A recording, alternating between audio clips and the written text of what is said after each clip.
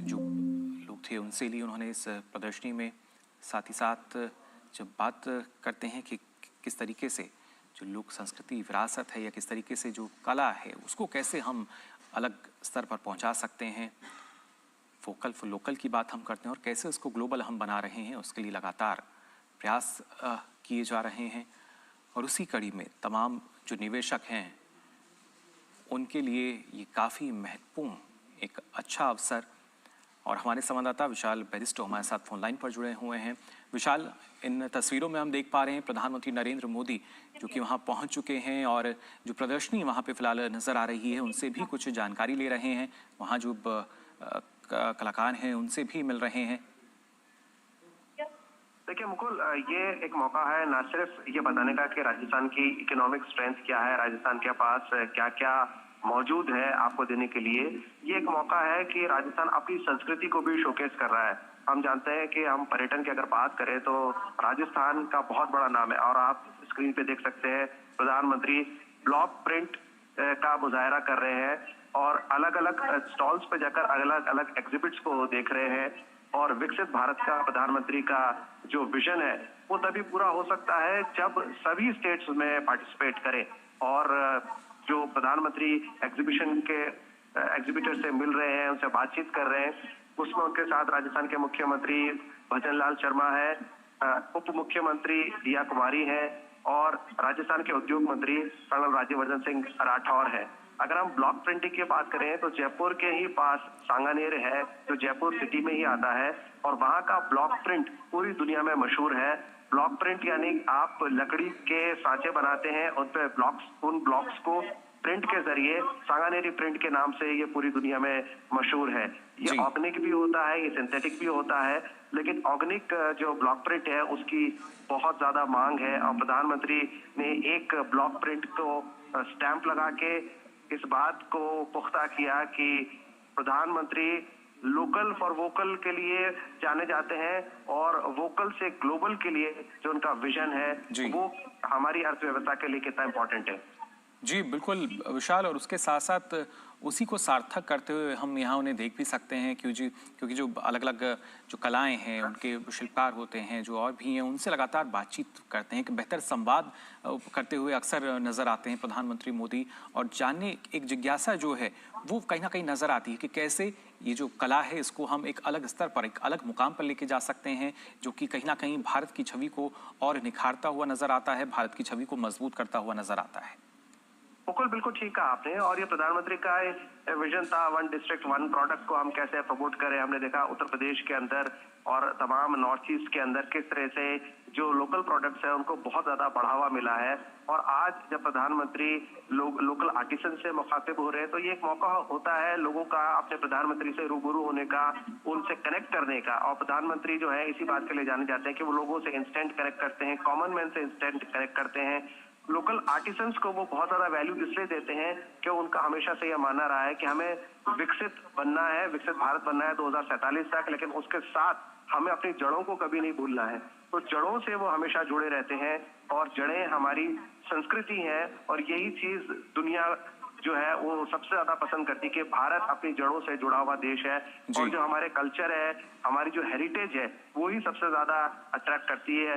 खासतौर से अगर हम वेस्टर्न वर्ल्ड की बात करें तो यहाँ जो इन्वेस्टर्स आए हैं, चाहे वो मिडिल ईस्ट से हो, चाहे वो यूरोप से हो, चाहे वो अमेरिका से हो, उनको भी ये मौका होगा कि जब वो एग्जीबिशन के थ्रू गुजरे तो वो राजस्थान की संस्कृति को जानने का मौका उनके लिए होगा। क्योंकि राजस्थान पर्यटन में अपने महलों के लिए, अपने किलों के लिए तो जाना ही जाता है, राजस्थान अपनी लोक कला और संस्कृति के लिए भी मशहूर है। मुकुल जी बिल्कुल विशाल, क्योंकि ना सिर्फ पर्यटन सिर्फ एक क्षेत्र तक सीमित नहीं है, मान सकते हैं अब राजस्थान को किस तरीके से जो विश्व पटल पर भी राजस्थान की एक जो छाप है वो नज़र आती है।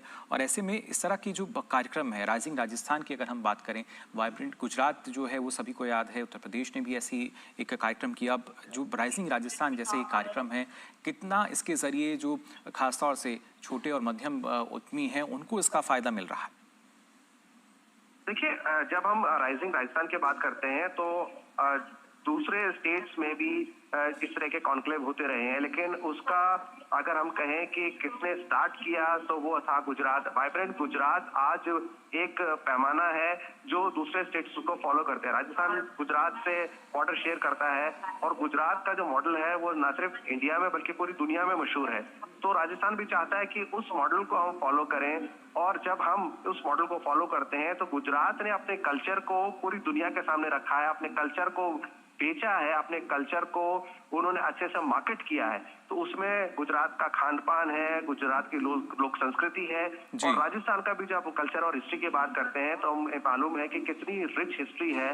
पर्यटन के क्षेत्र में राजस्थान जो है अग्रणी स्टेट है। अगर हम बात करते हैं पर्यटन के तौर पे, तो टूरिस्ट जो आता है वो यहाँ पर आकर देखता है कि राजस्थान का कल्चर, हिस्ट्री क्या है, इनका पहनावा, इनका खान पान, और ऐसे में जो लोकल इकोनॉमी है उसको बढ़ावा मिलता है। तो ये जो तमाम एग्जीबिटर्स आए हैं या फॉरेन डिग्नेटरीज आए हैं, उनके लिए ये मौका होगा कि राजस्थान का कल्चर को वो टेस्ट करें, उसको महसूस करें और फिर जाके अपने अपने कंट्रीज में उसको बताएं। और इसलिए इस तरह के समिट बहुत ज्यादा इंपॉर्टेंट होते हैं कि वो स्टेट को तो बेनिफिट करते हैं, साथ ही जो लोकल आर्टिसंस है, लोकल इकोनॉमी है, ग्राउंड रूट पे जो अर्थव्यवस्था है उसको भी मजबूत करते हैं। जी बिल्कुल विशाल, और उसी वजह से क्योंकि अब आज के समय में जब हम बात करते हैं तकनीकी रूप से प्रौद्योगिकी के साथ साथ किस तरीके से लगातार जो देश है वो आगे बढ़ रहा है, ऐसे में और ऐसे कौन से क्षेत्र हैं जिसमें ज़्यादा निवेश की जो संभावनाएं हैं, जो अवसर हैं, वो राजस्थान में अब नजर आ रहे हैं? देखिए, हम राजस्थान की अगर हम बात करें तो मैं वेस्ट से स्टार्ट करूंगा। जो हमारा पश्चिम क्षेत्र है वो अपनी रिफाइनरी के लिए, बाड़मेर की रिफाइनरी अब बहुत तेजी से ऊपर आई है और इंडिया की जो एक्सपर्टीज है वो रिफाइनिंग में है। इसके अलावा भारत ने प्रधानमंत्री नरेंद्र मोदी के नेतृत्व में वर्ल्ड सोलर अलायंस को भी इनिशिएट किया और अब दुनिया के काफी देश उसके मेंबर बन चुके हैं। और राजस्थान के ही जोधपुर के अंदर दुनिया का सबसे बड़ा सोलर पार्क है। तो किस तरह से हम जो है गैर परंपरागत तरीके से हम बिजली को पैदा करें, ये भी अपॉर्चुनिटी राजस्थान आपको प्रोवाइड करता है। इसके अलावा जब हम बात करते हैं कोटा की, कोटा एजुकेशनल हब है, उसके अलावा कोटा टेक्सटाइल का भी हब है। अगर हम मैनचेस्टर ऑफ राजस्थान कहे कोटा को तो गलत नहीं होगा। और इसके अलावा बहुत सारी चीजें ऐसी है जिनको लेकर कोटा बहुत आगे है। और इसके अलावा सांगानेर का प्रिंट मैंने आपको बताया, मकराना का मार्बल, ताजमहल इसका एक उदाहरण है, 7 वंडर्स ऑफ द वर्ल्ड। बिल्कुल, और इन तस्वीरों में भी हम देख पा रहे हैं जो हस्त निर्मित उत्पाद हैं उनकी जानकारी लेते हुए, साथ ही जो लोक कलाकार हैं उनसे बातचीत करते हुए नजर आ रहे हैं, और जो पारंपरिक वाद्य यंत्र हैं उनको भी यहाँ प्रदर्शित किया गया है। उसके बारे में भी लगातार जो राजस्थान के उद्योग मंत्री हैं उनको जानकारी दे रहे हैं। और इस तरह की जो कार्यक्रम है उनके जरिए विशाल किस तरीके से हम मान सकते हैं कि जो विकसित भारत के रास्ते पर जो भारत आगे बढ़ रहा है, कितनी गति इस तरह के आयोजन से अब मिल पाएगी? बिल्कुल, आपने बिल्कुल ठीक कहा। आपने लोक वाद्यों का जिक्र किया और प्रधानमंत्री ने उनको देखा भी।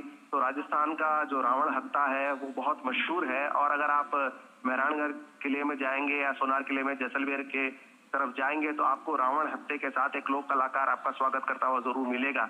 और इसलिए modernity with your historical heritage, यही इस बात का विजन प्रधानमंत्री ने दिया है। और प्रधानमंत्री हमेशा से इस बात को कहते रहे कि हम किस तरह से अपने रूट्स को शोकेस करें, क्योंकि विदेश के अंदर मॉडर्न चीजें हैं लेकिन हमारे पास हमारी संस्कृति है जो हजारों साल पुरानी है। और हमारी संस्कृति आती है लोक कलाओं से, जिसके अंदर हमारा लोक संस्कृति, लोक संगीत है, हमारा खान पान है, हमारे लोक कलाकार हैं, हमारा लोक शिल्प है। तो ये सारी चीजें आज शोकेस की गई हैं राजस्थान के अंदर, और ये चीजें ही इंस्टेंटली कनेक्ट करती हैं फॉरेन डेलीगेट्स को भी और फॉरेन बिजनेस हाउसेस को भी।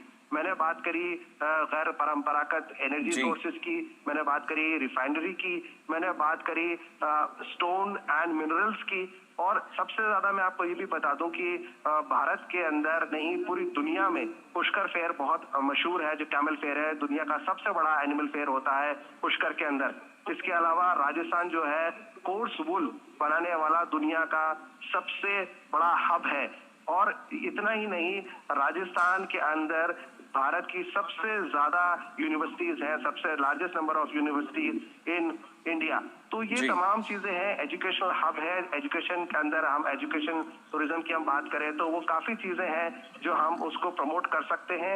और यही बात राजस्थान इस बात को दिखाने के लिए आज ये मौका है, राइजिंग राजस्थान। जी बिल्कुल। और इस राइजिंग राजस्थान की अगर बात की जाए, लगातार तस्वीरों के माध्यम से जो हमारे दर्शक हैं उनको भी हम यहाँ दिखा रहे हैं कि जो तकनीकी रूप से जब हम बात कर रहे हैं तो किस तरीके से अलग अलग जानकारी जो है वो प्रदर्शित की गई है।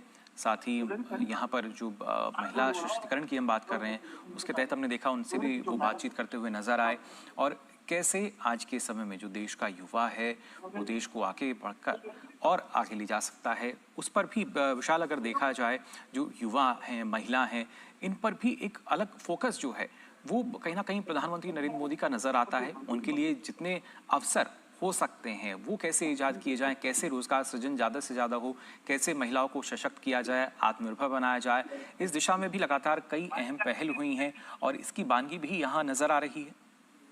देखिए, आपने बिल्कुल ठीक कहा। जब हम बात करते हैं प्रधानमंत्री की विजन की, विमेन एम्पावरमेंट की, तो लखपति दीदी के बारे में हमें मालूम है कि प्रधानमंत्री का इस विजन से कितना ज्यादा लोगों को फायदा हुआ है, खासतौर से महिलाओं को फायदा हुआ है। इसके अलावा पूरी दुनिया में भारत जो है वो दुनिया का मोस्ट यंग कंट्री है, और यही वजह है कि यहाँ का जो यूथ है वो पूरी दुनिया को मैन पावर के लिए जाना जाता है। हम एक स्किल्ड एजुकेटेड यूथ प्रोवाइड करते हैं बतौर मैन पावर पूरी दुनिया को। तो यही रीजन है कि ये इस तरह के जो समिट्स हैं वो ये बताने की कोशिश की जाती है कि भारत क्यों एक इम्पोर्टेंट डेस्टिनेशन है, भारत क्यों एक प्रॉफिटेबल डेस्टिनेशन है, और भारत के अलग अलग स्टेट्स क्यों इतने इम्पोर्टेंट है।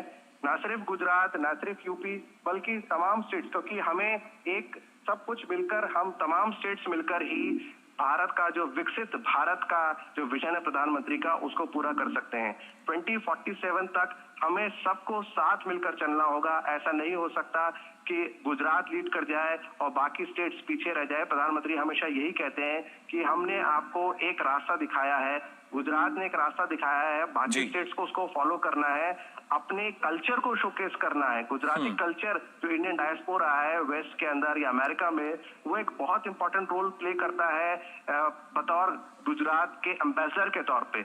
और यही वजह है कि राजस्थान का अपना भी एक डायस्पोरा है जिसको हम मारवाड़ीज कहते हैं, जो बड़े बड़े बिजनेस हाउसेस हैं वो राजस्थान के शेखावटी इलाके से ही निकले हुए हैं, और उनको भी एक इम्पोर्टेंट एम्बेसडर के तौर पे शोकेस करना चाहता है राजस्थान। और यही वजह है कि एक पूरा सेशन इंडियन डायस्पोरा को, जो नॉन रेजिडेंट राजस्थानीज हैं, उनको समर्पित किया गया है। जी बिल्कुल, उनको पूरी तरीके से समर्पित। और खासतौर से जैसे आप बता रहे थे कि ऐसा नहीं है कि सिर्फ एक ही राज्य में विकास की जो बयार है वो पहुंचे, बल्कि जैसा प्रधानमंत्री कहते हैं सबका साथ सबका विकास, तो उसी को चरितार्थ करते हुए अब हम मान सकते हैं कि नजर आ रहे हैं इस तरह के जो कार्यक्रम हैं।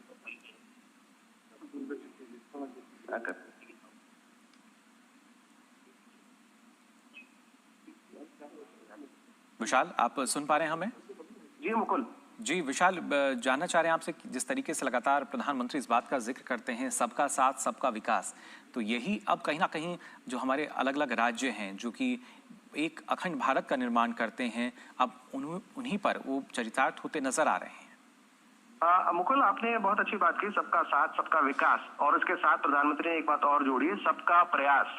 तो जो सबका प्रयास है वो और भी ज्यादा इंपॉर्टेंट और क्रूशल इसलिए हो जाता है कि जब तक सारे इंजन और सारे मशीन और सारे डब्बे एक कोहेजन में नहीं होंगे, तब तक हम विकसित भारत का जो हमारा विजन है हम उसको पूरा नहीं कर सकते। और प्रधानमंत्री बार बार यही जोर देते रहे हैं कि हमें उस विजन को पूरा करने के लिए हमें यूनाइटेडली काम करना है, हमको एक साथ काम करना है और सबको एक गति के साथ आगे बढ़ना है। तो एक सिम्फनी होना चाहिए, एक सिनर्जी होना चाहिए, और इसके लिए जो आज का ये राइजिंग राजस्थान है वो इसलिए भी इम्पोर्टेंट है। खास तौर से मैंने बात की उद्योग मंत्री राजस्थान सरकार कर्नल राज्यवर्धन सिंह राठौर से, उन्होंने ये कहा कि हमने ये राइजिंग राजस्थान को स्टार्ट करने से पहले वो गुजरात गए, वो मध्य प्रदेश गए, वो अलग अलग स्टेट्स में गए और उनके पॉजिटिव इनपुट्स लिए कि किस तरह से हम अपनी इकोनॉमी को इम्प्रूव कर सकते हैं और किस तरह से हम ईज ऑफ बिजनेस को बढ़ावा दे सकते हैं। तो करीब 30 पॉइंट उन्होंने इसमें इंट्रोड्यूस किया है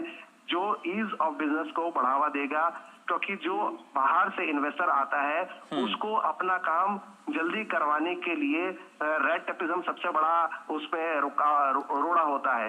तो सिंगल विंडो के जरिए इन्वेस्टर को पूरी सुविधाएं उपलब्ध कराई जाए, वो अपना प्रोजेक्ट लेकर आ रहा है, उसका ससम्मान के साथ उसको राजस्थान के अंदर इनवाइट किया जाए, उसको तमाम वो सुविधाएं दी जाए जो वो अपने इन्वेस्टमेंट के जरिए यहाँ की इकोनॉमी को बढ़ावा देने में उसको जरूरत है। जी बिल्कुल, और इसके साथ साथ ये अपने आप में काफ़ी महत्वपूर्ण और खासतौर से इन तस्वीरों में हम देख सकते हैं, जैसा कि आप बता रहे थे कि जो विदेशी निवेशक हैं अलग अलग देशों के जो यहाँ पहुँचे हैं उनसे भी मुखातिब होते हुए नजर आए प्रधानमंत्री नरेंद्र मोदी। और कहीं ना कहीं विशाल अगर देखा जाए एक उत्सुकता जो है, एक जिज्ञासा जो है, और जैसा हम बात कर रहे थे सबका साथ सबका विश्वास, साथ ही इसके साथ साथ अब ये जो एक बदलाव इस पूरे दौर में हमें नज़र आता है, पिछले एक दशक की अगर बात की जाए, एक बड़ा बदलाव जो है वो लगभग हर एक क्षेत्र में हम देख सकते हैं। जी बिल्कुल, एक बड़ा बदलाव, क्योंकि दूरदर्शन जहाँ भी प्रधानमंत्री का कार्यक्रम होता है हम उसको लाइव कवर करते हैं और दर्शकों तक पहुंचाते हैं। अलग अलग समिट्स हमने देखा, अब उत्तर प्रदेश और इसके अलावा नॉर्थ ईस्ट बहुत तेजी से ऊपर आ रहा है और बाकी स्टेट्स भी तेजी से आगे बढ़ रहे हैं। तो इकोनॉमी में डबल इंजन की सरकार की क्या इंपॉर्टेंस है उसको भी राजस्थान के भजन लाल सरकार जो है वो बताना चाह रही है। और राजस्थान सरकार ये कह रही है कि राजस्थान में डबल इंजन है, सेंटर में बीजेपी लेड एनडीए गवर्नमेंट की सरकार है और राजस्थान में बीजेपी की सरकार है। इसका फायदा लोगों को मिलना चाहिए और यही वजह है कि राजस्थान सरकार ये चाहती है कि राइजिंग राजस्थान जो उन्होंने शुरुआत की है प्रधानमंत्री के कार्यकबलों से, आज उसकी शुरुआत हो जाएगी औपचारिक तौर पे, 3 दिन तक ये चलने वाला है। तो प्लान ये है कि अगले 5 सालों में इकोनॉमी को डबल किया जाए और उसके लिए ये सारी कवायद हो रही है।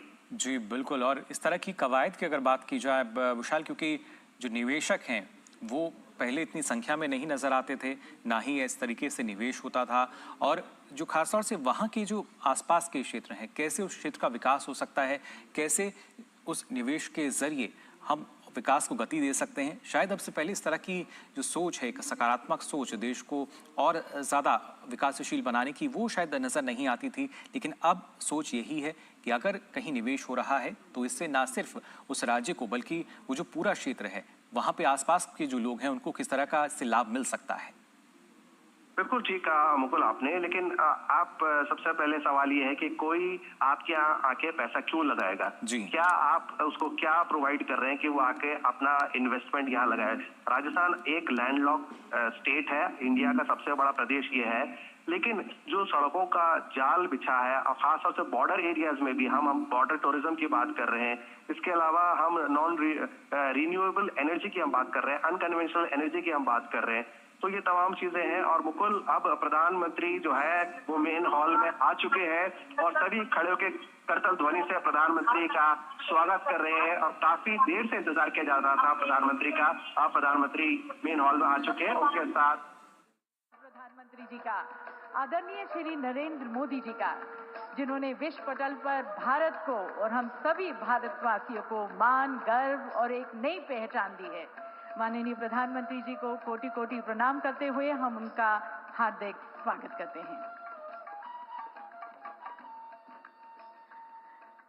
और देवी सज्जनों, आप सभी को भी नमस्कार, खमागणी, राम राम सा।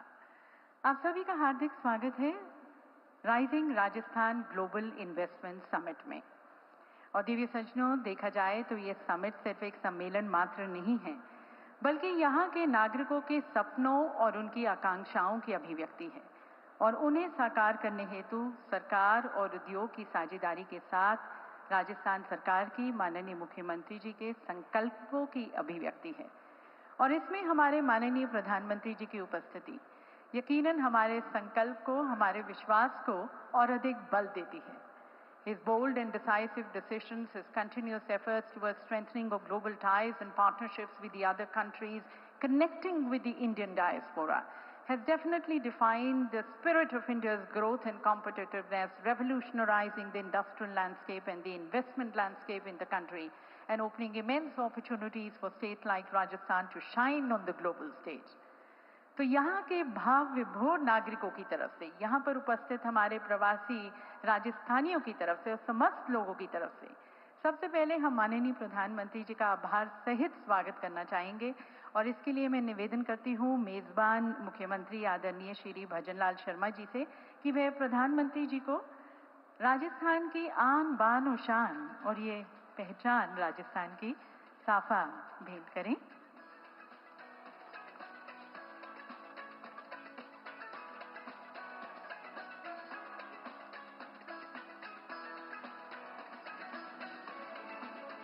बहुत बहुत धन्यवाद प्रधानमंत्री जी हमारे राजस्थान में आने का।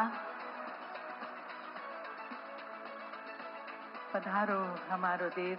और अब एक ये विशेष स्मृति चिन्ह प्रधानमंत्री जी को उपहार स्वरूप भेंट करने के लिए एक तलवार चूरू के प्रतिभाशाली शिल्पी विनोद जागर, जिन्हें शिल्प गुरु की उपाधि से सम्मानित किया जा चुका है, 2 वर्षों की कड़ी मेहनत से चंदन की लकड़ी पर सूक्ष्म नक्काशी कर इस अनूठी कलाकृति को साकार किया है। इस तलवार पर महाराणा प्रताप के जीवन के 6 प्रमुख प्रसंग उकेरे गए हैं।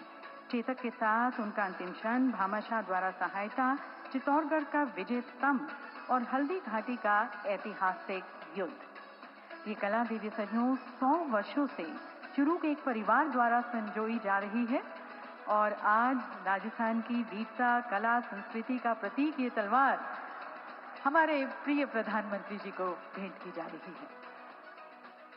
बहुत बहुत धन्यवाद प्रधानमंत्री जी।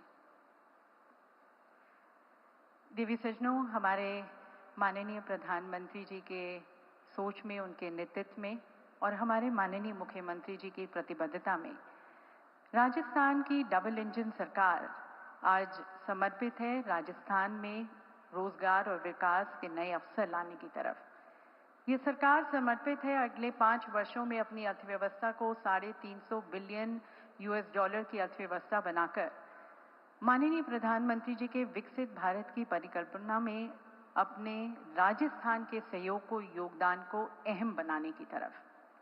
और अपने कार्यकाल के पहले ही वर्ष में इतने भव्य शिखर सम्मेलन को आयोजित करना, ये राजस्थान के सरकार की नियत, नीति, निष्ठा और सोच को दर्शाती है। तो इस नियत, नीति, निष्ठा और सोच के पीछे की इच्छा शक्ति, अब उन्हें हम आमंत्रित करते हैं, हमारे माननीय मुख्यमंत्री जी को, आदरणीय श्री भजनलाल शर्मा जी को, जो कि राजस्थान के सतत, न्याय संगत और समावेशी विकास को समर्पित हैं। आप सभी की तालियों के बीच में मैं आदरणीय श्री भजनलाल शर्मा जी, माननीय मुख्यमंत्री जी को आमंत्रित करती हूँ इस सभा को संबोधित करने के लिए।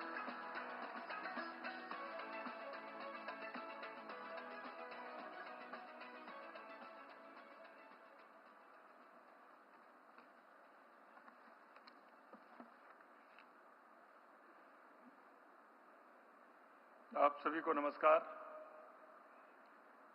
सर्वप्रथम मैं इस राइजिंग राजस्थान में देश के यशस्वी प्रधानमंत्री श्री नरेंद्र मोदी जी का इस राइजिंग राजस्थान ग्लोबल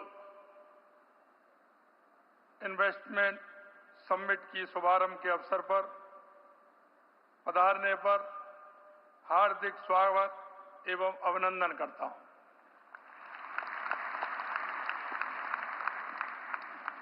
राजस्थान के प्रति आपका स्नेह के लिए मैं राजस्थान की 8 करोड़ जनता की तरफ से, सभी प्रवासी भाइयों की तरफ से आपका आभार व्यक्त करता हूं।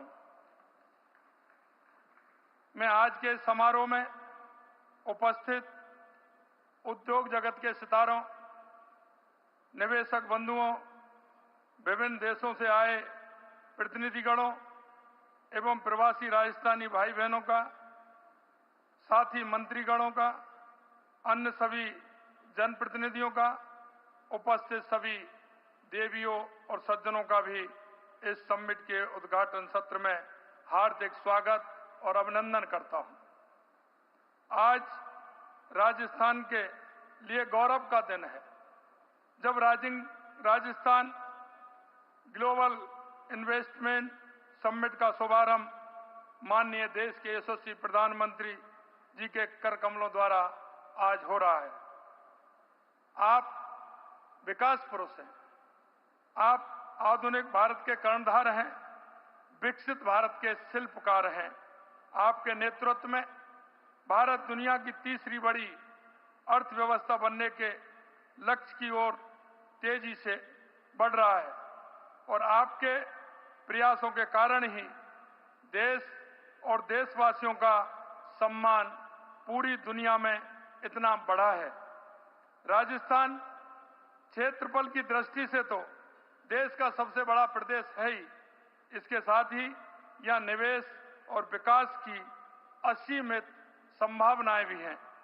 विशेषकर यहाँ का मिनरल खनिज के क्षेत्र में, पेट्रोलियम के क्षेत्र में, ऑटोमोबाइल के क्षेत्र में, टेक्सटाइल के क्षेत्र में, कृषि के क्षेत्र में, पर्यटन के क्षेत्र में और शिक्षा और चिकित्सा के क्षेत्र में राजस्थान में निवेश कर अच्छा लाभ अर्जित किया जा सकता है। माननीय प्रधानमंत्री जी के विकसित भारत के सपने को साकार करने के लिए हम 5 वर्षों में राज्य की अर्थव्यवस्था को दोगुना करने का लक्ष्य लेकर सभी आवश्यक कदम उठा रहे हैं। यह समिट इस क्रम में एक महत्वपूर्ण कदम है। हमें आशा नहीं बल्कि पूर्ण विश्वास है कि यह समिट विकसित भारत और विकसित राजस्थान के सपनों को साकार करने में मील का पत्थर साबित होगा। हमने राज्य बजट में पूंजीगत व्यय को पिछले बजट के मुकाबले 65% बढ़ाया है। राज्य में पहली बार एक साथ 9 ग्रीनफील्ड एक्सप्रेस वे बनाने का काम हाथ में लिया है। राज्य में अक्षय ऊर्जा उत्पादन को 5 सालों में 30 गीगावाट से 125 गीगावाट तक ले जाने के लिए पूरी तेजी से कार्रवाई की जा रही है। माननीय प्रधानमंत्री जी के नेतृत्व में राज्य में पानी की उपलब्धता बढ़ाने के लिए अनेक महत्वाकांक्षी परियोजना पर एक साथ काम प्रारंभ कर दिया है, जिससे प्रदेश के हर कोने में पेयजल की सुलभ उपलब्धता के साथ ही खेती और उद्योगों को भी पर्याप्त जल हो सकेगा। प्रदेश में हमारी सरकार के प्रथम वर्ष में ही हमने समिट का आयोजन इसलिए किया है ताकि प्राप्त निवेश प्रस्तावों को धरातल पर उतारने के लिए सभी आवश्यक कदम ठीक ढंग से और समय पर उठाए जा सके। माननीय प्रधानमंत्री जी की प्रेरणा और उनका मार्गदर्शन से ही राज्य में पहली बार ग्लोबल इन्वेस्टमेंट समिट का आयोजन हो रहा है, जिसमें 32 देशों द्वारा भाग लिया जा रहा है। हमने राज्य में विभिन्न क्षेत्रों में निवेशकों को प्रोत्साहन करने के लिए न केवल 10 नई महत्वपूर्ण नीतियां लागू की हैं, बल्कि ईज ऑफ डूइंग बिजनेस के क्षेत्र में भी ठोस कदम उठाए हैं, जिसके फलस्वरूप राज्य में निवेश को लेकर एक अभूतपूर्व माहौल बना है।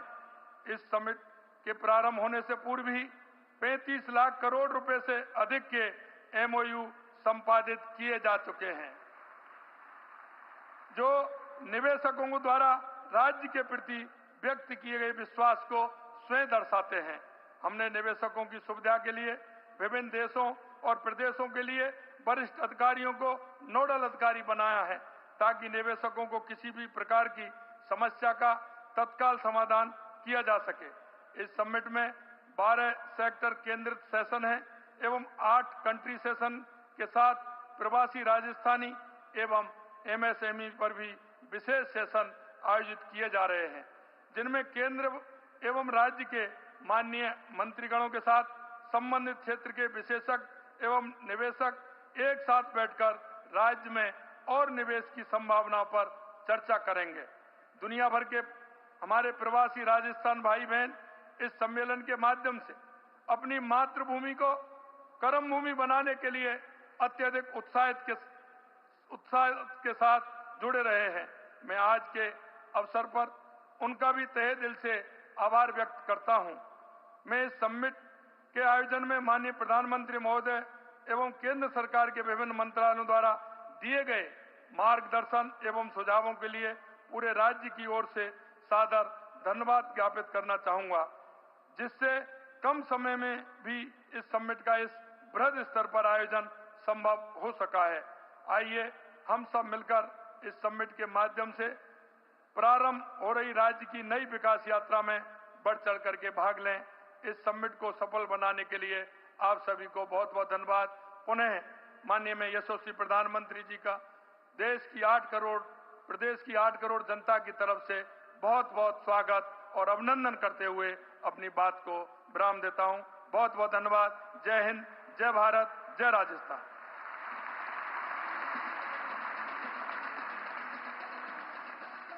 बहुत बहुत धन्यवाद माननीय मुख्यमंत्री जी। राजस्थान के विकास की तरफ जो आपकी सोच है, विजन है, मिशन है, वो हमारे साथ साझा करने के लिए। और देवी सज्जनों, अब आपका ध्यान केंद्रित करते हैं इस समिट की थीम पर। A very well thought theme that encapsulates the very essence of the Rising Rajasthan Global Investment Summit and the future vision for Rajasthan. ये थीम है राजस्थान परिपूर्ण है, जिम्मेदार है और तैयार है। इस थीम के पीछे जो जुनून है, जो जज्बा है, जो मूल्य है, जो दृष्टिकोण है, इसे हमने एक फिल्म में समाहित किया है। तो मैं माननीय प्रधानमंत्री जी से निवेदन करती हूं, आप रिमोट का बटन दबाकर इस फिल्म को लॉन्च कर rising Rajasthan global investment summit का शुभारंभ करें। Welcome to Rajasthan, the land of history, royalty and kings, of rich traditions and vivacious colors, the largest state of India. The year 2047 will mark the birth centenary of the world's largest democracy. The Honorable Prime Minister Shri Narendra Modi has envisioned Viksit Bharat. आज हर व्यक्ति, हर संस्था, हर संगठन को इस प्रण के साथ आगे बढ़ना है कि मैं जो कुछ भी करूंगा वो विकसित भारत के लिए होना चाहिए। In his dream for India lies a dream for Rajasthan and its 18 million people. A dream of Rajasthan's rising. A vibrant industrial hotbed and home to global corporations. Leveraging strong advantages such as sound industrial infrastructure, raw material availability, skilled manpower, remarkably peaceful industrial relations climate, and excellent market access. Rajasthan's robust transportation networks and excellent logistic hubs are being further augmented with new greenfield expressways and airports.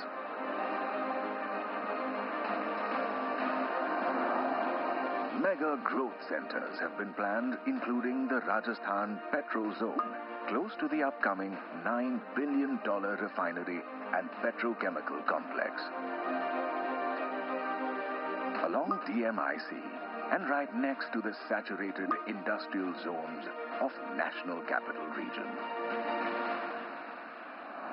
The sands of Rajasthan hold the richest treasures of diverse mineral resources.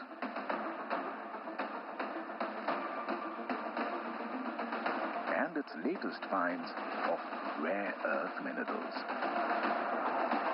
Today, Rajasthan is the front runner in powering the Prime Minister's vision of fostering a sustainable planet. The Prime Minister's visionary river linking projects for water security of the state is taking shape.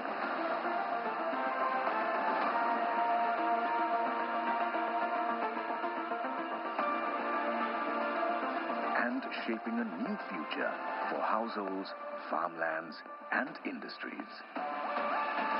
Having laid this strong foundation, The state designed the Rising Rajasthan Global Investment Summit to beckon the investor community to this land of opportunities.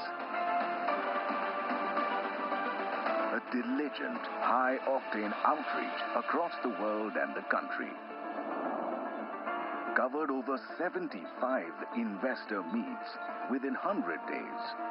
This effort was rewarded with Rising Rajasthan closing an investment commitment of over 35 trillion rupees.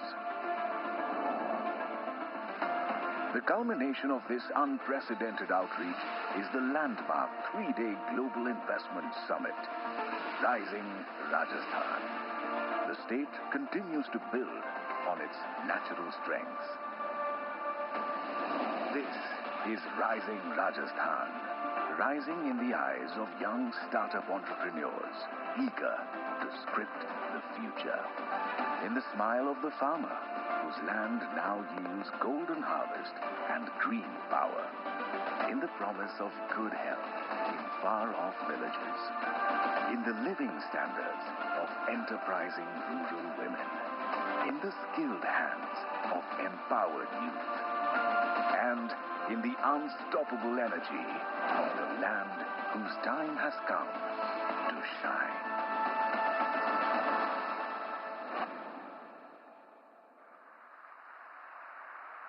तो ये है हमारा नया उभरता राजस्थान, गौरवशाली अतीत वाला राजस्थान भविष्य के द्वार पर दस्तक दे रहा है और आप सभी का आह्वान कर रहा है कि विकसित राजस्थान के निर्माण में आप अपना सहयोग दें। और इस सहयोग को आमंत्रित करते हुए अब समय है हमारे देश के कुछ प्रमुख उद्योगपतियों के विचारों को आमंत्रित करने का, जो कि देश की बढ़ती हुई अर्थव्यवस्था में अपना योगदान दे रहे हैं। राजस्थान के विकास की तरफ उनकी क्या सोच है, क्या निवेश के प्लान्स हैं, वे आमंत्रित करते हैं। और इस कड़ी में सबसे पहले मैं आमंत्रित करती हूँ श्री अनिल अग्रवाल जी को, founder and chairman Vedanta resources limited.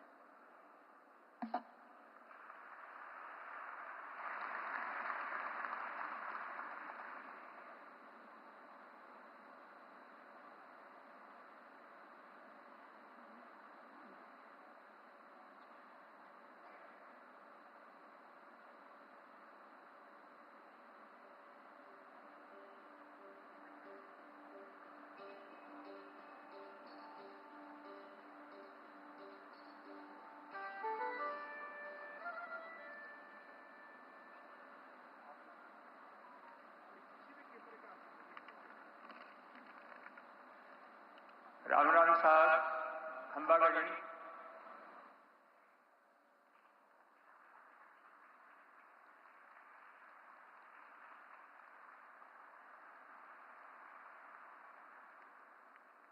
Rising Rajasthan के इस इन्वेस्टर्स महाकुंभ में पधारे हमारे लोकप्रिय प्रधानमंत्री जी श्री नरेंद्र मोदी जी, राजस्थान के मुख्यमंत्री श्री भजनलाल जी, माननीय मंत्रीगण, गवर्नर साहब, कैबिनेट के members, industrialist, member of media साथियों, माननीय प्रधानमंत्री जी की विजनरी होने की एक बात मेरे ध्यान में आ रही है। उनकी लीडरशिप में अहमदाबाद म्युनिसिपल कॉरपोरेशन में जीत हासिल की। जीत के बाद उन्होंने टैक्स में कटौती की बात की। सब लोग आश्चर्य हो गए। इस स्टेप का फायदा ये हुआ, छोटे टैक्स पेयर्स जो टैक्स नहीं देते थे वो भी टैक्स देने लगे। म्युनिसिपल कॉरपोरेशन की आमदनी कई गुना बढ़ गई। लाल फीताशाही को खत्म करने की तरफ उन्होंने स्टेप उठाए हैं।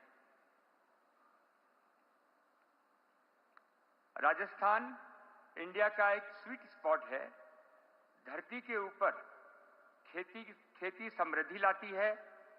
बिलो द ग्राउंड फार्मिंग और सस्टेनेबल एक्सप्लोरेशन इस ग्रोथ को कई गुना बढ़ा सकती है। प्रैक्टिकल तौर पे मैं जियोलॉजिस्ट हूँ। मुख्यमंत्री जी अभी लंदन गए थे। वहाँ के जियोलॉजिस्ट ने सैटेलाइट के माध्यम से राजस्थान की नेचुरल रिसोर्स की दिखाई, नेचुरल रिसोर्सेज में कितना पोटेंशियल है राजस्थान में उन्हें दर्शाया। दुनिया के सभी सफल देश बिलो द ग्राउंड रिसोर्सेज के कारण ही डेवलप हुए हैं।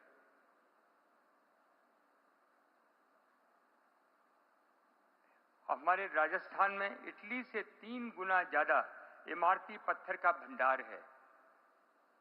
राजस्थान का सबसे ज्यादा इंडस्ट्रियलाइज्ड स्टेट गुजरात, जहां पोर्ट भी है, के पड़ोसी होने का बहुत बड़ा फायदा मिल सकता है। यहां राजस्थान में तेल, gas, potash, rock phosphate, lead, zinc, silver क्या नहीं है और प्रचुर मात्रा में है।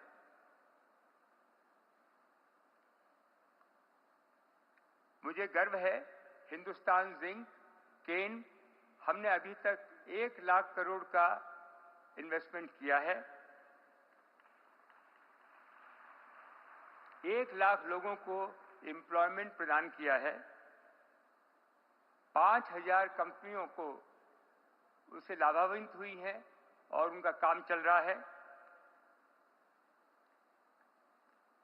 हम नेशनल एक्सचेकर टैक्स के माध्यम से हर साल 50,000 करोड़ रुपया हमारा अनुदान रहा है, कंट्रीब्यूशन रहा है।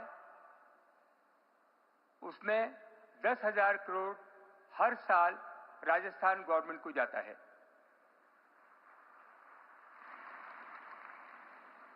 हमारा एक्सपेंशन का काम चालू है, बहुत दिलो दिमाग से काम चल रहा है।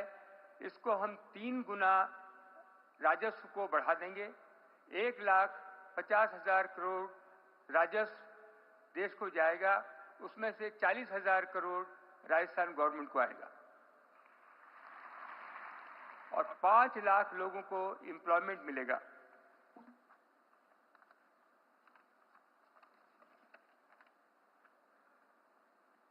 हमने non for profit industrial park की स्थापना की है, जिसमें कि raw material zinc, lead, silver, हम ही सिल्वर राजस्थान में बनाते हैं, हमने इजाद की है और 2500 टन सिल्वर बनाएंगे। और इस इंडस्ट्रियल पार्क में रॉ मटेरियल हम सप्लाई करेंगे नॉन फॉर प्रॉफिट। हम इसके अंदर पावर देंगे और हमारा उम्मीद है कि 500 इंडस्ट्रियां वहां स्थापित होंगी।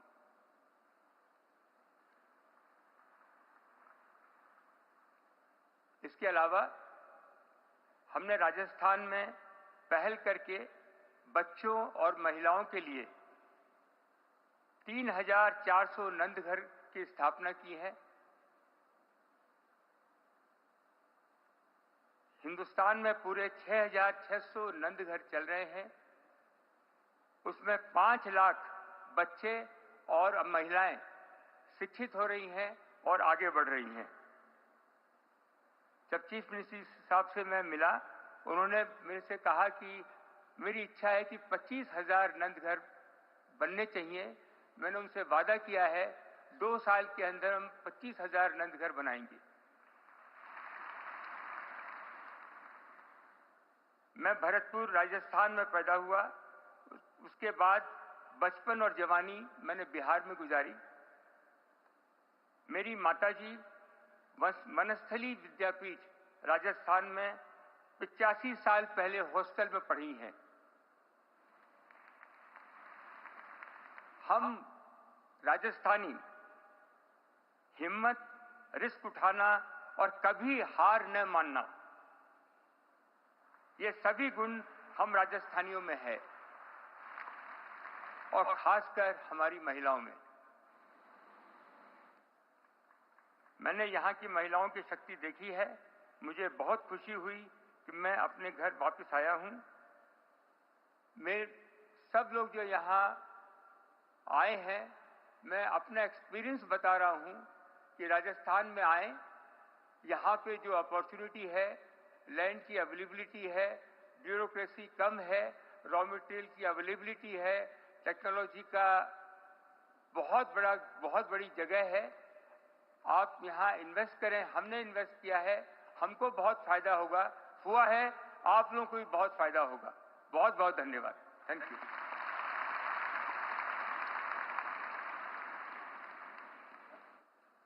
बहुत बहुत धन्यवाद सर, अपने अनुभवों को हमारे साथ यहाँ पर साझा कर सभी को निवेश करने के लिए प्रोत्साहित करने के लिए। और अब आमंत्रित हैं Shri Karan Adani ji, managing director, Adani cements, ports and SEZ।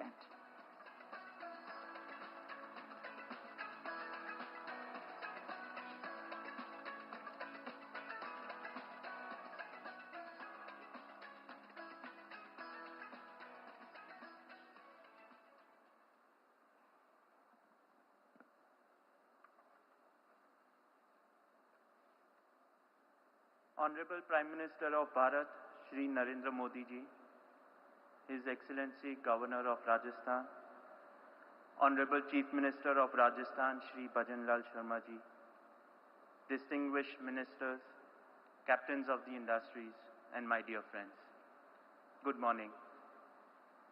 It is an absolute privilege to be here at the Rising Rajasthan Summit 2024. This state that we call the Land of Kings is a timeless reminder of India's rich heritage. Rajasthan is the land where the age-old songs of the desert meet the hum of innovation. This balance of preservation and progress is a lesson for all of us.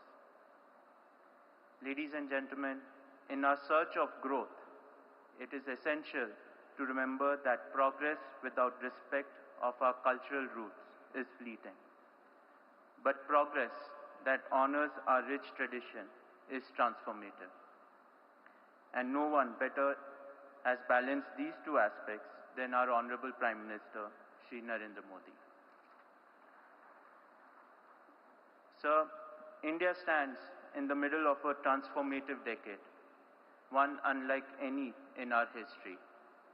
And the world acknowledges that you have been the force behind this extraordinary change. The power of this transformation is not just in sentiment. It is evident in the numbers, the vision, and the outcomes. When you assumed office in 2014, India had a GDP of 1.85 trillion, built over 66 years of independence. In the past decade, under your leadership, that number has more than doubled. When you assumed leadership in 2014, India had invested $6 trillion in its economy over its entire history since our freedom in 1947. In just 10 years, under your vision, India has already mobilized and invested $8 trillion. When you assumed leadership in 2014, the Nifty stood at 8,000. Today, it stands at an astounding 23,000, reflecting the confidence of investors, entrepreneurs, and citizens across our nation and abroad. And perhaps the most remarkable, according to me, is this one. When you assumed leadership in 2014, a staggering 23% of our population lived in poverty. Today, that number has been cut to 11%, with 250 million people lifted out of poverty. This is not just a statistics. It is a story of families finding hope, of children dreaming again, and a nation reclaiming its promise. Honorable Prime Minister, you represent hope. You represent aspiration. And today, families across India feel empowered to dream, and the promise of better tomorrow feels very tangible. Under your leadership, the world no longer views India as an emerging power. It looks to us as a leader of Global South. You have set a benchmark for developing nations, combining economic progress with dignity, influence with conviction, and balancing strength with humility. Honorable Chief Minister, under your visionary guidance, Rajasthan is undergoing a historic transformation. The issuance of 25,000 appointment letters and the ambitious goal of creating 4 lakh jobs for the youth is a testimony to your commitment to empowering future generations. Your vision for doubling the state GDP in the next 5 years gives us immense confidence to further expand our investment in this state. Let me now take this opportunity to outline some of our investment plans in Rajasthan. The Adani Group plans to invest over rupees 7.5 lakh crores across various sectors of the state economy, with over 50% of this investment being made over the next 5 years. Let me elaborate. We plan to build the world's biggest integrated green energy ecosystem involving 100 gigawatts of renewable energy, 2 million tons of hydrogen, and 1.8 gigawatts of pump hydro storage. These investments will turn Rajasthan into an oasis of green jobs. Beyond energy, Rajasthan is critical to our ambition to become India's largest cement company. We will set up 4 new cement plants to build additional capacity of 6 million tons per annum in the state. In addition, there are other investment plans such as developing a world-class facility at Jaipur Airport, multimodal logistics parks, and ICDs that will support your transformative plan for Rajasthan. Honorable Chief Minister, as I conclude, let me reaffirm the Adani Group's commitment to Rajasthan. We look forward to working with you to help shape a future that not only honors Rajasthan's legacy, but also sets new benchmark for your state's timeless legacy and boundless potential. Thank you. Jai Hind.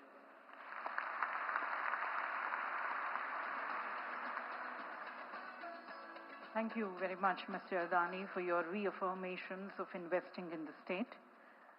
और अब आमंत्रित हैं Shri Kumar Mangalam Birla ji, chairman Aditya Birla group.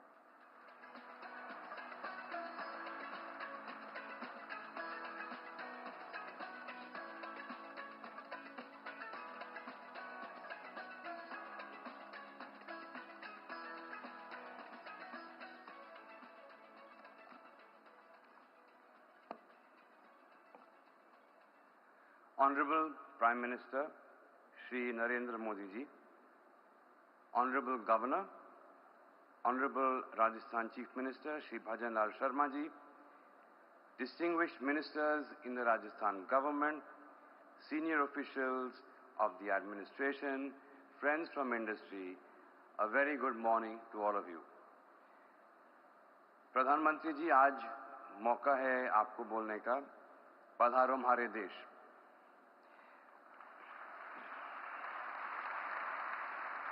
मैं आज यहाँ अतिथि के रूप में नहीं बल्कि एक प्रकार से मेजबान के रूप में उपस्थित हूँ। I'm here as an ambassador of Rajasthan to India and to the world. It feels truly special to be here in Rajasthan, a land that holds a very deep connection to my roots and my heritage. And although I have never lived here, Rajasthan has been a big part of my family's consciousness. As some of you may know, my great-grandfather and the patriarch of the Birla Group, G.D. Birla, was born at Pilani in Rajasthan. His legacy, rooted deeply in this land, continues to resonate in the very spirit of Rajasthan. From our roots in Pilani, we have grown into a $65 billion global conglomerate with a presence in 41 countries across 6 continents. It is humbling to realize that this journey started here just 200 kilometers away. A journey shaped by a vision that business ultimately must be a force for good. My family's relationship with Rajasthan, of course, extends far beyond business. 20वीं सदी की शुरुआत में मेरे परिवार द्वारा शुरू की गई एक छोटी सी पाठशाला आज भारत के सबसे प्रतिष्ठित एजुकेशन इंस्टीट्यूशंस में से एक मानी जाती है. BITS Pilani has gifted thousands of dynamic leaders and entrepreneurs to India and, in fact, to the world. BITS Pilani today counts amongst its alumni over 6,500 founders and co-founders of startups across the world. 13 ventures founded by BITSians are either unicorns or decacons, and it is only appropriate that now BITS Pilani is widely known as India's entrepreneurial factory in a desert. Business and beyond, our success speaks to the power of this soil. It speaks to the resilience of its people. It speaks to the timeless wisdom embedded in our culture. And it speaks to the spirit of Rajasthan, a spirit that dares to dream, to build, and to thrive against all odds. And in our own way, we have stayed connected with our roots. Today, 6 of our group businesses have a significant presence in Rajasthan, anchored by over 25,000 people across our operations in the state. Our cumulative investment in the state till date stands at close to 50,000 crores. We take great pride in having contributed to Rajasthan's manufacturing prowess. Our cement business, Ultratech, has a capacity of over 20 million tons here in Rajasthan. Just to put it in context, that's greater than the total capacity in the United Kingdom. Our telecom business in Rajasthan encompasses close to 8 million subscribers, over 11,000 sites, and 10,500 kilometers of optic fiber cable networks. Our fashion retail business has a massive retail footprint here in Rajasthan. Across our businesses, we are committed to significantly scaling up our investments. I foresee the group investing over 50,000 crores in the next few years, spanning cement, renewables, telecom, and retail. In fact, we are looking to invest around 6,000 crores in the renewables business alone over the next 1 or 2 years. In cement, we plan to add 10 million tons of capacity at Nathdwara, and as an ode to the artisanal talent in the state, our jewelry retail business plans to set up a small manufacturing facility in the state as well. हमारा निवेश एक तरह से हमारा vote of confidence है राजस्थान पर, यहाँ के मेहनती और उद्यमी लोगों पर और चीफ मिनिस्टर जी भजन लाल शर्मा जी के प्रगतिशील लीडरशिप पर. The state's vision for developed Rajasthan 2047, we believe, is a bold commitment to industrial growth, job creation, eradicating poverty, and elevating the standard of living, a vision that inspires and aligns with our aspirations for a thriving and prosperous Rajasthan. Rajasthan's rise is inevitable, and I believe that there are 4 foundational factors for that. First is its mineral base that was spoken about. The state has a leading mineral base in India, producing the second largest amount of minerals in the country. As India advances towards Viksit Bharat 2047, Rajasthan's pivotal role as a primary hub for raw materials becomes increasingly important. Second is infrastructure. In many ways, Rajasthan is to India what the Silk Route was to the ancient world, a vital artery of commerce and of culture. Third is tourism. The tourism sector contributes around 12% to the state's GDP. It should come as no surprise that every third tourist who visits India also visits Rajasthan. Credit for that must go to the government for creating a conducive environment for the broader tourism and hospitality industry to thrive in. force is renewable energy. Rajasthan ranks second amongst Indian states in terms of installed capacity of renewable energy. As of early 2024, the state surpassed 18 gigawatts of installed solar capacity, making it the leading state in India in terms of solar capacity generation. Today, it accounts for 1/4 of India's cumulative large-scale solar capacity. In fact, I believe that Rajasthan is poised to emerge as a global solar energy hub. To summarize, the 4 pillars that form the foundation of Rajasthan's progress are minerals, infrastructure, tourism, and renewable energy, MITR, or should I say, Mitra, a friend and a true partner in development.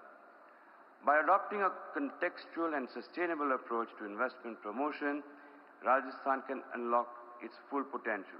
The government has set up a target of doubling the state's economy from its current size of $12 trillion to $30 trillion in the next 5 years. I believe that Rajasthan is well positioned to become a top investment destination, contributing significantly to India's goal of becoming a $5 trillion economy.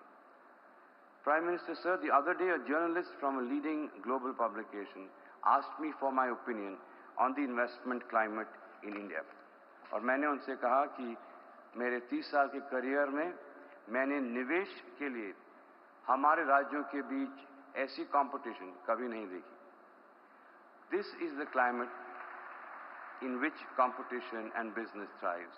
And I believe that this has been set in motion, sir, by your vision of cooperative federalism. After all, as Rajasthan rises, India rises, and as every state prospers, India prospers. Before I conclude, I have a simple message for all the global investors here. Rajasthan is ready. Are you? Padharo Mhare Desh, Nivesh Karo Mhare Desh. Welcome to Rajasthan and invest in Rajasthan.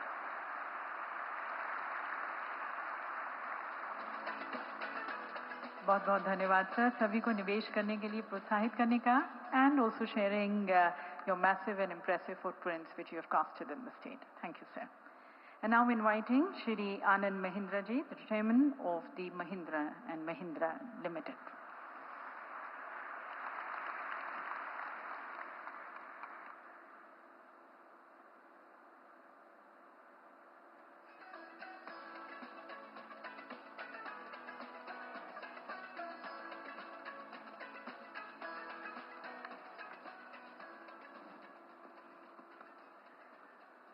Most respected Prime Minister, Honorable Governor, respected Chief Minister, Your Excellencies, distinguished guests and dignitaries from all over the world. Welcome to the Rising Rajasthan Summit, or more appropriately, Khamagani. आज जयपुर पहुंचते ही मेरे मन में राजस्थान की बावड़ियों की तस्वीर उभर आई.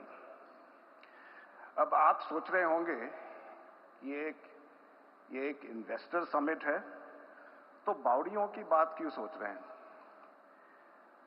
दरअसल आज के लिए ये तस्वीर बहुत अहम है, क्योंकि ये बावड़ियां उस इनोवेशन का सबूत हैं जो राजस्थान के लोगों की विशेषता रही है.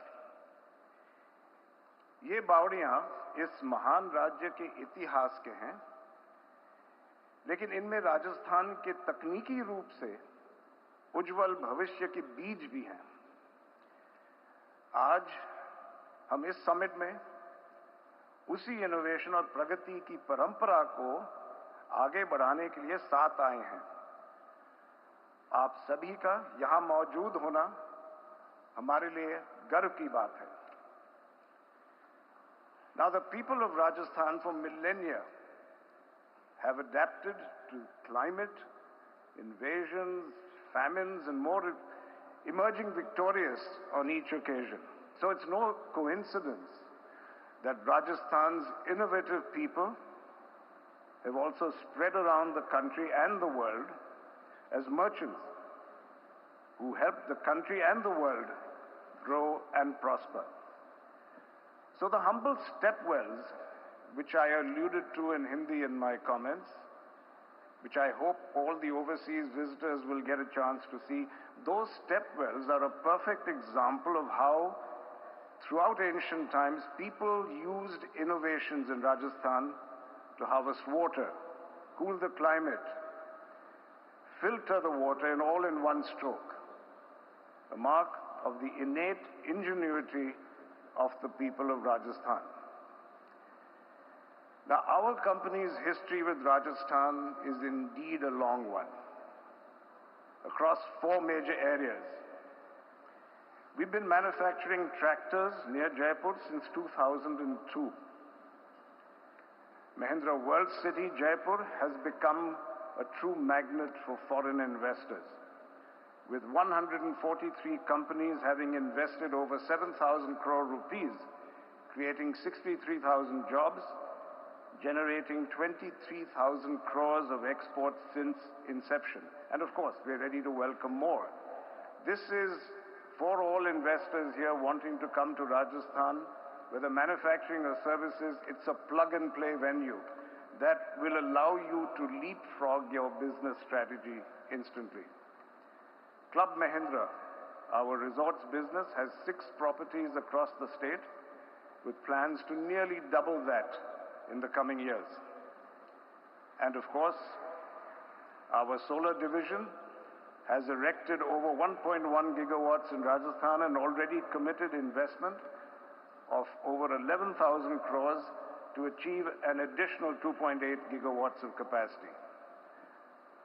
The Mahindra Group has created direct employment for over 5,000 people in Rajasthan today, with plans in place to increase this significantly over the next 5 years.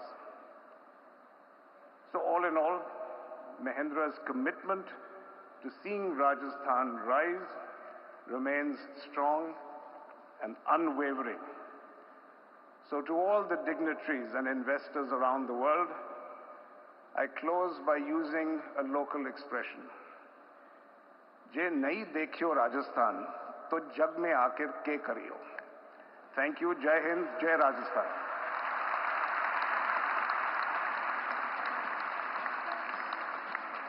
Thank you very much, sir, for sharing with us this deep-rooted, innovative knowledge and culture of Rajasthan, and then your further plans of investing here. तो देवी सजनों, हमारे सभी उद्योगपतियों के संकल्पों और प्रतिबद्धताओं से ऊर्जित होकर, उत्साहित होकर, प्रोत्साहित होकर राजस्थान जब अपनी विकास यात्रा का नया अध्याय लिखने जा रहा है और वैश्विक स्तर पर एक नई पहचान बनाने जा रहा है, हमारे अगले कदम क्या हो? क्या हमारी स्ट्रेटेजिक प्लानिंग हो विकसित राजस्थान की तरफ? इसकी तरफ हम अब सभी रुख करते हैं हमारे पंत प्रधान, हमारे माननीय प्रधानमंत्री जी के मार्गदर्शन की तरफ। तो आप सभी की तरफ से मैं करबद्ध होकर प्रधानमंत्री जी से निवेदन करती हूँ कि आप हमारे मार्गदर्शन करें, अपने विचारों से हमें लाभान्वित करें। As was said by Mr. Adani, you stand as a symbol of hope and aspiration for us. And as you join us, we request you to lead us, to guide us. Ladies and gentlemen, the Honorable Prime Minister, Shri Narendra Modi ji.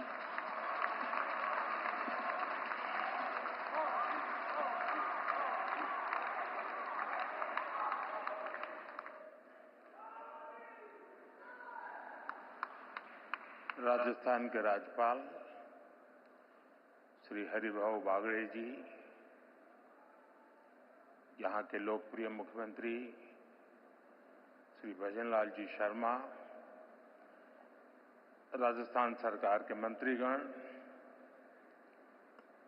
सांसदगण, विधायकगण, industry के साथी, विभिन्न ambassadors, दूतावासों के प्रतिनिधि, अन्य महानुभाव, देवी और सज्जनों, राजस्थान की विकास यात्रा में आज एक और अहम दिन है। देश और दुनिया से बड़ी संख्या में डेलीगेट्स, इन्वेस्टर्स यहां पिंक सिटी में पधारे हैं। यहां उद्योग जगत के भी अनेक साथी मौजूद हैं। राइजिंग राजस्थान समिट में आप सभी का अभिनंदन है। मैं राजस्थान की बीजेपी सरकार को इस शानदार आयोजन के लिए बधाई दूंगा। साथियों, आज दुनिया का हर एक्सपर्ट, हर इन्वेस्टर भारत को लेकर बहुत ही उत्साहित है। रिफॉर्म, परफॉर्म, ट्रांसफॉर्म के मंत्र पर चलते हुए भारत ने जो विकास किया है वो हर क्षेत्र में नजर आता है। आजादी के बाद के 7 दशक में भारत दुनिया की 11वीं सबसे बड़ी इकोनॉमी बन पाया था। उसके सामने पिछले 10 वर्ष में भारत 10th लार्जेस्ट इकोनॉमी से 5th लार्जेस्ट इकोनॉमी बना है।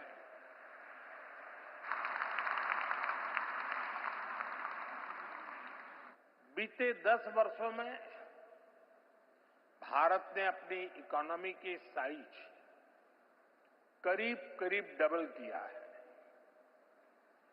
बीते 10 वर्षों में भारत का एक्सपोर्ट भी करीब करीब डबल हो गया है। 2014 से पहले के दशक की तुलना में बीते दशक में एफडीआई भी 2 गुना से अधिक हुआ है।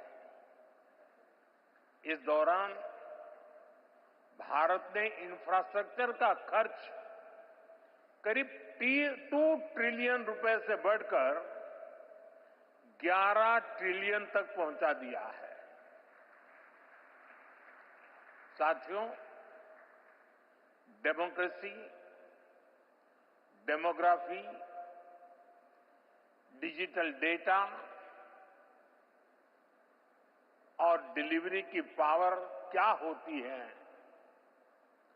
ये भारत की सफलता से पता चलता है। भारत जैसे डाइवर्स देश में डेमोक्रेसी इतनी फल फूल रही है, इतनी सशक्त हो रही है, ये अपने आप में बहुत बड़ी उपलब्धि है। डेमोक्रेटिक रहते हुए मानवता का कल्याण, ये भारत की फिलॉसफी के कोर में है। ये भारत का मूल चरित्र है। आज भारत की जनता अपने डेमोक्रेटिक हक के माध्यम से भारत में स्टेबल गवर्नमेंट के लिए वोट दे रही है। साथियों, भारत के इन पुरातन संस्कारों को हमारी डेमोग्राफी यानी युवा शक्ति आगे बढ़ा रही है। आने वाले अनेक सालों तक भारत दुनिया के सबसे युवा देशों में रहने वाला है। भारत में युवाओं का सबसे बड़ा पूल होने के साथ ही सबसे बड़ा स्किल्ड युवा वर्ग भी होगा। इसके लिए सरकार एक के बाद एक कई फैसले ले रही है। साथियों, बीते दशक में भारत की युवा शक्ति ने अपने सामर्थ्य में एक और आयाम जोड़ा। ये नया आयाम है भारत की टेक पावर, भारत की डेटा पावर। आप सभी जानते हैं कि आज हर सेक्टर में टेक्नोलॉजी का, डेटा का कितना महत्व है। ये सदी टेक ड्रिवन, डेटा ड्रिवन सदी है। बीते दशक में भारत में इंटरनेट यूजर्स की संख्या करीब 4 गुना बढ़ी है। डिजिटल ट्रांजैक्शन में तो नए रिकॉर्ड बन रहे हैं और ये तो अभी शुरुआत है। भारत दुनिया को डेमोक्रेसी, डेमोग्राफी और डेटा की असली ताकत दिखा रहा है। भारत ने दिखाया है कि कैसे डिजिटल टेक्नोलॉजी का डेमोक्रेटाइजेशन हर क्षेत्र, हर वर्ग को फायदा पहुंचा रहा है। भारत का यूपीआई, भारत का benefit transfer scheme system, GeM, government e market place, ONDC, open network for digital commerce, ऐसे कितने ही प्लेटफॉर्म हैं जो डिजिटल इकोसिस्टम की ताकत को दिखाते हैं। इसका बहुत बड़ा लाभ और बहुत बड़ा प्रभाव हम यहां राजस्थान में भी देखने जा रहे हैं। मेरा हमेशा से विश्वास रहा है, राज्य के विकास से देश का विकास। जब राजस्थान विकास की नई ऊंचाई पर पहुंचेगा तो देश को भी नई ऊंचाई मिलेगी। साथियों, क्षेत्रफल के हिसाब से राजस्थान भारत का सबसे बड़ा राज्य है और राजस्थान के लोगों का दिल भी उतना ही बड़ा है।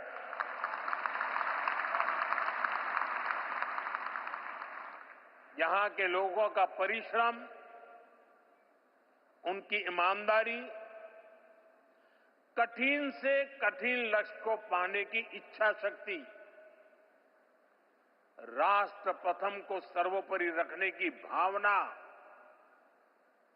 देश के लिए कुछ भी कर गुजरने की प्रेरणा, ये आपको राजस्थान की रज रज में, कण कण में दिखाई देती है।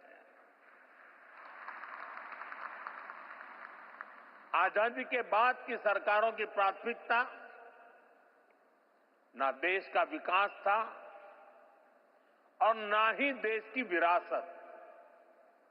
इसका बहुत बड़ा राजस्थान नुकसान उठा चुका है। लेकिन आज हमारी सरकार विकास भी, विरासत भी, इस मंत्र पर चल रही है और इसका बहुत बड़ा लाभ राजस्थान को हो रहा है। साथियों, राजस्थान राइजिंग तो है ही, रिलायबल भी है।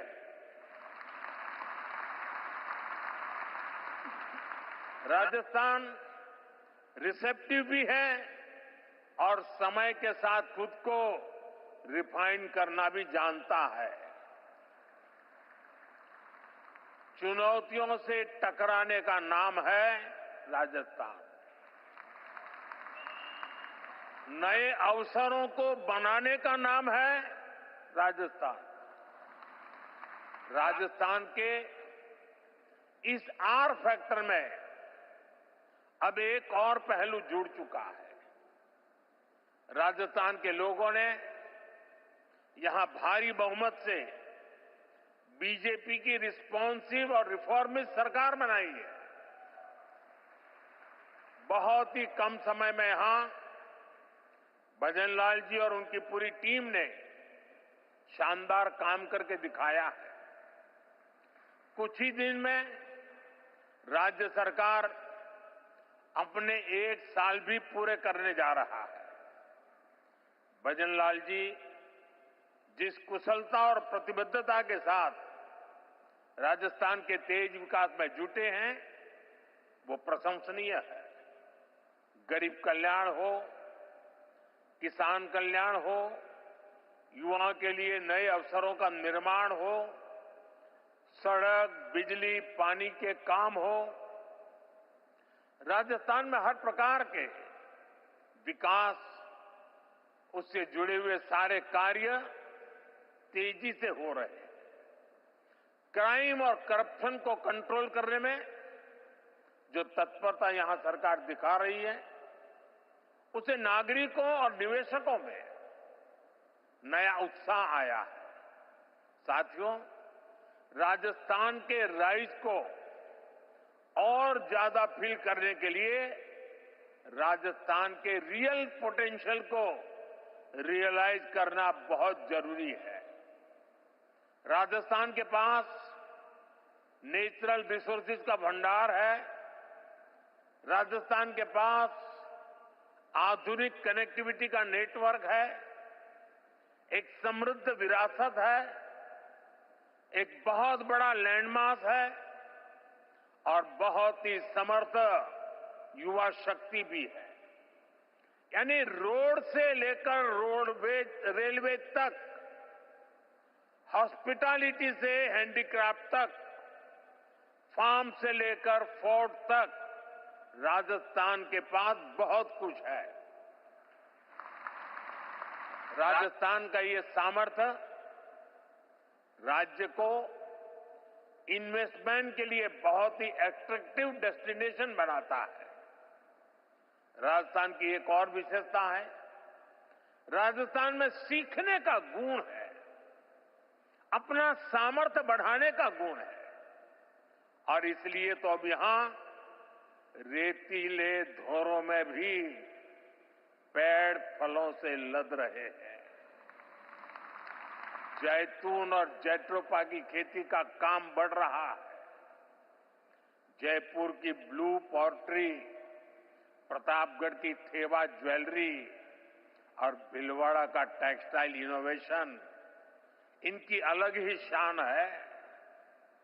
मकराना के मार्बल और कोटा डोरिया की पूरी दुनिया में पहचान है।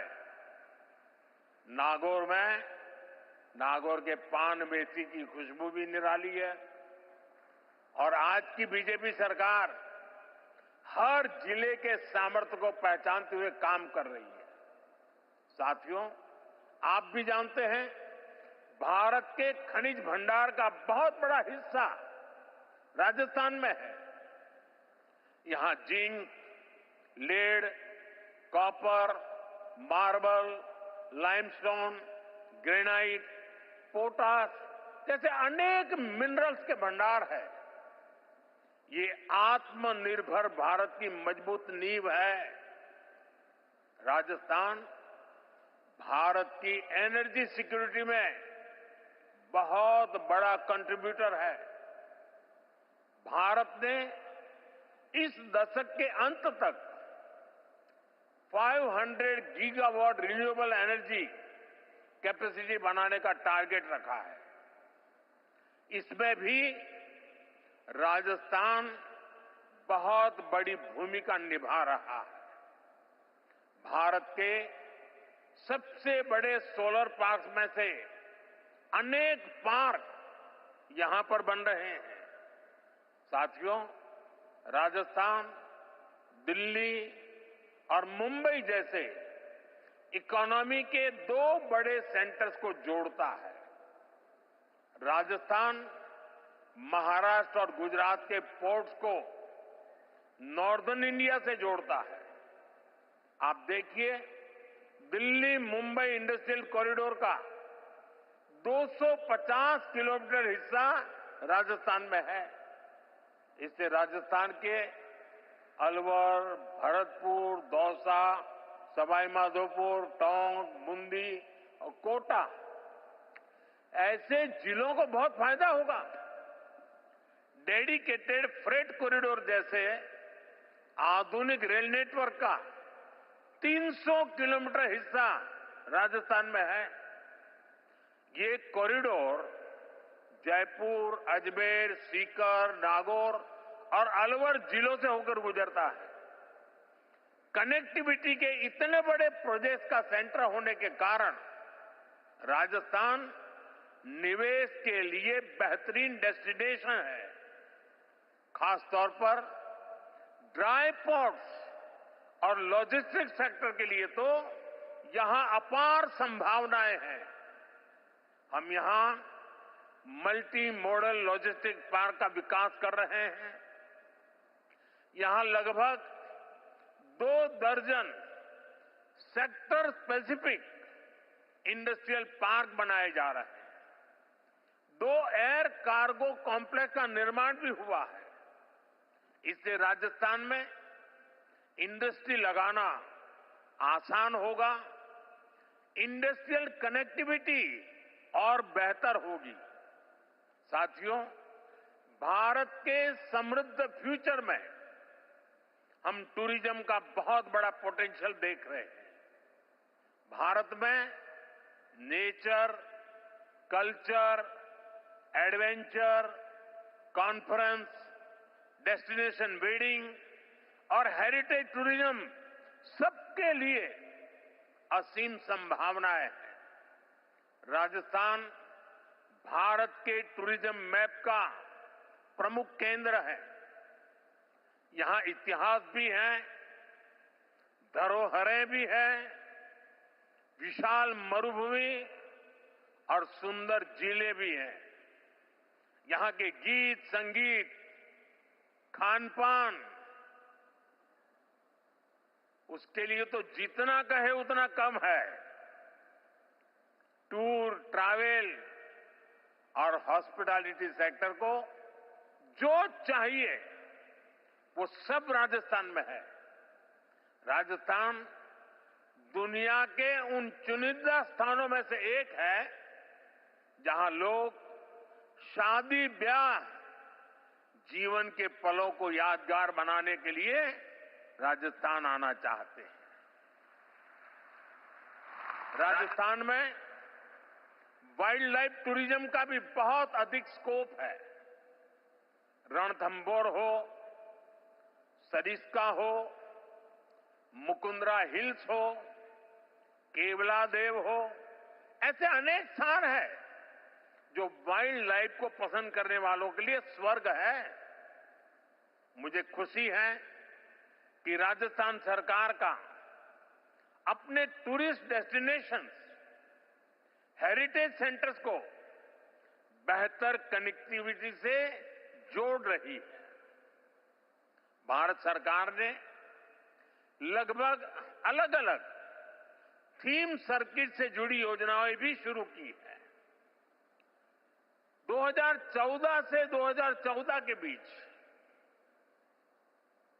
10 साल में भारत में 5 करोड़ के आसपास विदेशी टूरिस्ट आए थे, जबकि 2014 से 2024 के बीच भारत में 7 करोड़ से ज्यादा विदेशी टूरिस्ट आए हैं। और आप ध्यान दीजिए, इन 10 वर्षों में पूरी दुनिया के 3-4 साल तो कोरोना से लड़ने में निकल गए थे। कोरोना काल में टूरिज्म ठप पड़ा था। इसके बावजूद भारत में आने वाले टूरिस्ट की संख्या इतनी ज्यादा बढ़ी है। भारत ने अनेक देशों के टूरिस्ट को ई वीजा की जो सुविधा दी है, उससे विदेशी मेहमानों को बहुत मदद मिल रही है। भारत में आज डोमेस्टिक टूरिज्म भी नए रिकॉर्ड बना रहा है। उड़ान योजना हो, वंदे भारत ट्रेनें हो, प्रसाद स्कीम हो, इन सभी का लाभ राजस्थान को मिल रहा है। भारत के वाइब्रेंट विलेज जैसे कार्यक्रमों से भी राजस्थान को बहुत फायदा हो रहा है। मैंने देशवासियों से मेड इन इंडिया का आह्वान किया है, इसका फायदा भी राजस्थान को होना तय है। राजस्थान में heritage tourism, film tourism, eco tourism, rural tourism, border area tourism, इसे बढ़ाने की अथाह संभावनाएं हैं। इन क्षेत्रों में आपका निवेश राजस्थान के टूरिज्म सेक्टर को ताकत देगा और आपका बिजनेस भी बढ़ाएगा। साथियों, आप सभी ग्लोबल सप्लाई और वैल्यू चेन से जुड़ी चुनौतियों से परिचित हैं। आज दुनिया को एक ऐसी अर्थव्यवस्था की जरूरत है जो बड़े से बड़े संकट के दौरान भी मजबूती से चलती रहे, उसमें रुकावटें न आए। इसके लिए भारत में व्यापक मैन्युफैक्चरिंग बेस का होना बहुत जरूरी है। ये सिर्फ भारत के लिए ही नहीं, बल्कि दुनिया की इकोनॉमी के लिए भी आवश्यक है। अपने इसी दायित्व को समझते हुए भारत ने मैन्युफैक्चरिंग में आत्मनिर्भरता का एक बहुत बड़ा संकल्प लिया है। भारत अपने मेक इन इंडिया प्रोग्राम के तहत लो कॉस्ट मैन्युफैक्चरिंग पर बल दे रहा है। भारत के पेट्रोलियम प्रोडक्ट्स, भारत की दवाएं और वैक्सीन, भारत का इलेक्ट्रॉनिक सामान, इसमें भारत की रिकॉर्ड मैन्युफैक्चरिंग से दुनिया को बहुत बड़ा फायदा हो रहा है। राजस्थान से भी बीते वर्ष करीब 84,000 करोड़ रुपए का एक्सपोर्ट हुआ है, 84,000 करोड़ रुपीस। इसमें इंजीनियरिंग गुड्स, जेम्स और jewellery, textiles, handicraft, agro food products भी शामिल है। साथियों, भारत में मैन्युफैक्चरिंग बढ़ाने में पीएलआई स्कीम का रोल भी लगातार बढ़ता जा रहा है।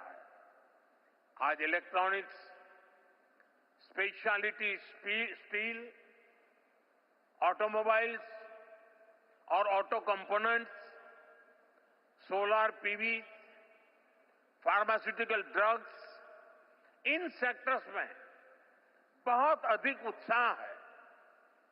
पीएलआई स्कीम के कारण करीब 1.25 लाख करोड़ रुपए का इन्वेस्टमेंट आया है। करीब 11 लाख करोड़ रुपए के प्रोजेक्ट बने हैं और एक्सपोर्ट में 4 लाख करोड़ रुपए की बढ़ोतरी हुई है। लाखों युवाओं को नए रोजगार भी मिले हैं। यहां राजस्थान में भी ऑटोमेटिव और ऑटो कंपोनेंट इंडस्ट्री का अच्छा बेस तैयार हो चुका है। यहां इलेक्ट्रिक व्हीकल मैन्युफैक्चरिंग के लिए बहुत संभावनाएं हैं।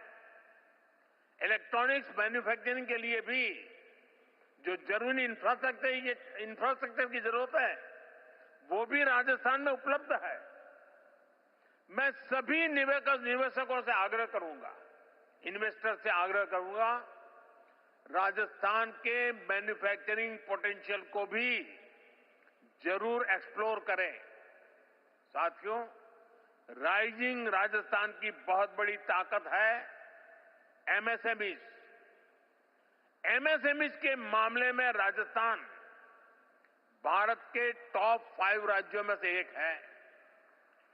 यहां इस समिट में एमएसएमईज पर अलग से एक कॉन्क्लेव भी होने जा रहा है। राजस्थान के 27 लाख से ज्यादा छोटे और लघु उद्योगों में काम करने वाले 50 लाख से ज्यादा लोग राजस्थान के भाग्य को बदलने का सामर्थ्य रखते हैं। मुझे खुशी है कि राजस्थान में नई सरकार बनते ही कुछ ही समय में नई एमएसएमई पॉलिसी लेकर आ गई। भारत सरकार भी अपनी नीतियों और निर्णयों से एमएसएमईज को लगातार मजबूत कर रही है। भारत के एमएसएमईज सिर्फ भारत ही नहीं बल्कि ग्लोबल सप्लाई और वैल्यू चेन को सशक्त करने में बड़ी भूमिका निभा रहे हैं। हमने कोरोना के दौरान देखा, जब दुनिया में फार्मा से जुड़ी सप्लाई चेन क्राइसिस में आ गई, तो भारत के फार्मा सेक्टर ने दुनिया की मदद की। ये इसलिए संभव हुआ क्योंकि भारत का फार्मा सेक्टर बहुत मजबूत है। ऐसे ही हमें भारत को बाकी प्रोडक्ट्स की मैन्युफैक्चरिंग का बहुत स्ट्रांग बेस बनाना है और इसमें हमारे एमएसएमईज का बड़ा रोल होने जा रहा है। साथियों, हमारी सरकार ने एमएसएमईज की परिभाषा बदली है ताकि उन्हें ग्रोथ के और अधिक अवसर मिल सके। केंद्र सरकार ने करीब 5 करोड़ एमएसएमईज को फॉर्मल इकोनॉमी से जोड़ा है। इससे इन उद्योगों के लिए एक्सेस टू क्रेडिट आसान हुआ है। हमने एक क्रेडिट गारंटी लिंक्स स्कीम भी चलाई है। इसके तहत छोटे उद्योगों को करीब 7 लाख करोड़ रुपए की मदद दी गई है। बीते दशक में एमएसएमईज के लिए क्रेडिट फ्लो 2 गुना से अधिक बढ़ चुका है। साल 2014 में जहां ये करीब 10 लाख करोड़ रुपए होता था, आज ये 22 लाख करोड़ रुपए से ऊपर जा चुका है। इसका राजस्थान भी बहुत बड़ा लाभार्थी रहा है। एमएसएमईज की ये बढ़ती ताकत राजस्थान के विकास को एक नई ऊंचाई पर ले जाएगी। साथियों, हम आत्मनिर्भर भारत के नए सफर पर चल चुके हैं। आत्मनिर्भर भारत का अभियान, ये विजन ग्लोबल है और उसका इंपैक्ट भी ग्लोबल है। सरकार के स्तर पर हम whole of the government approach के साथ आगे बढ़ रहे हैं। इंडस्ट्रियल ग्रोथ के लिए भी हम हर सेक्टर, हर फैक्टर को एक साथ बढ़ावा दे रहे हैं। मुझे पूरा भरोसा है कि सबका प्रयास की यही भावना विकसित राजस्थान बनाएगी, विकसित भारत बनाएगी। साथियों, यहां देश और दुनिया से अनेक डेलीगेट्स आए हैं। बहुत सारे साथियों की ये पहली भारत यात्रा होगी। हो सकता है राजस्थान की भी उनकी पहली यात्रा हो। आखिर मैं यही कहूंगा, स्वदेश लौटने से पहले आप राजस्थान को, भारत को जरूर एक्सप्लोर करें। राजस्थान के रंग बिरंगे बाजारों का शॉपिंग एक्सपीरियंस, यहां के लोगों की जिंदा दिली, ये सब कुछ आप कभी भी नहीं भूलेंगे। एक बार फिर सभी निवेशकों को राइजिंग राजस्थान के संकल्प को, आप सभी को बहुत बहुत शुभकामनाएं। धन्यवाद। बहुत बहुत धन्यवाद माननीय प्रधानमंत्री जी। आपका मार्गदर्शन निस्संदेह हमारे निवेशकों, उद्यमियों, नीति निर्माताओं के लिए एक मार्गदर्शक के रूप में काम करेगा, जो राजस्थान को विकास और समृद्धि की नई ऊंचाइयों पर लेकर जाएगा। बहुत बहुत धन्यवाद प्रधानमंत्री जी, हमारे प्रवासी राजस्थानियों से भी अपनी मन की बात कहने का। धन्यवाद प्रधानमंत्री जी।